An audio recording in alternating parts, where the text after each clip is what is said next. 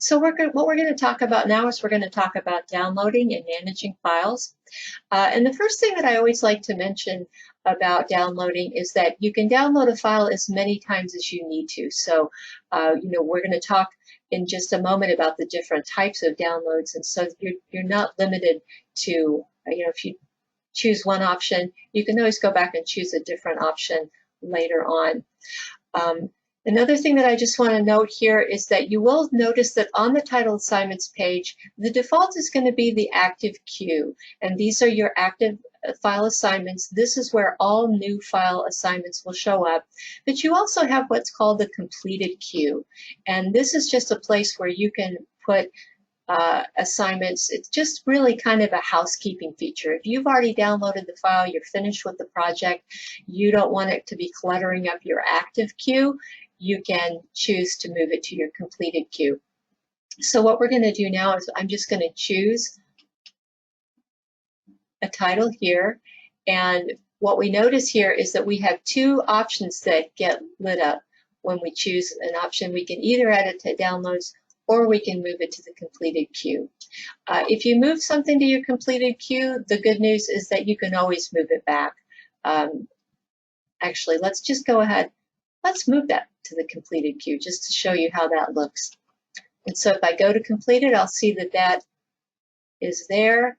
And one of the things, the thing about it is if it's in completed, that's kind of an archive location for it. It's no longer active. You can't download it from this page, but if you decided, oh, I really wasn't finished with that, I shouldn't have moved it over to completed, you can just click it again and move it back to active, and that will allow you to download it again. So you're not doing anything that you can't undo, which is always kind of a nice thing.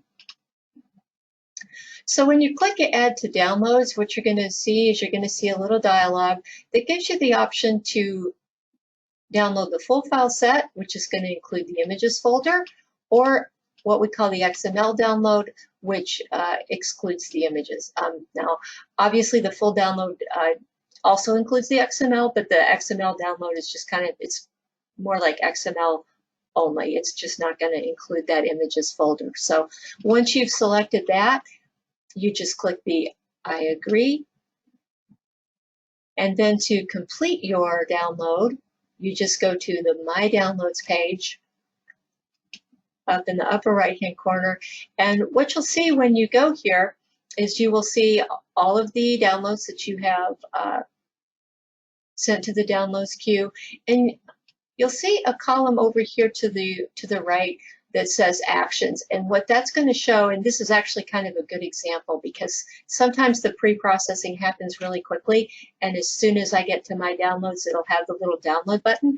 But this is kind of a good example. A lot of times, especially if it's a larger file, what's happening here while it says pending or if it says processing, this is the stage where the fingerprinting and watermarking of the file happens, on the server side. This is where the system, you've requested a file for download, it goes and grabs that off the server, it unzips the file, it watermarks the file, fingerprints the file. And just as an aside, if you're not familiar with those terms, one of the parts of the digital rights management or security of the NIMAS system is that whenever an organization downloads a file, there is a process that takes place which permanently marks the file in a kind of an invisible way. It's not a way that the end user sees, but it is a way that allows the file to be tracked back to the person who downloaded the file and when they downloaded it, and also indicates that the NIMAS was the source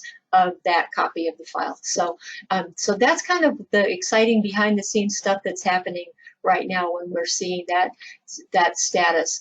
The important piece of that is if you're only waiting on this one file and you're like, okay, I'm waiting for this to finish, I'm waiting for that status to change. Well, you could be staring at your screen for a really long time because it will not refresh. Your browser's not smart enough to know that you're waiting for a change.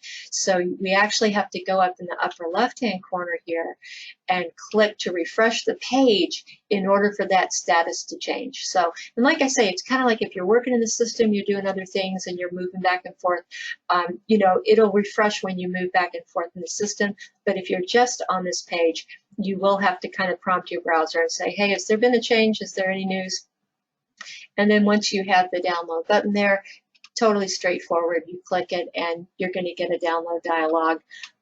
If you have Windows, it's just going to look like any other download that you've ever seen.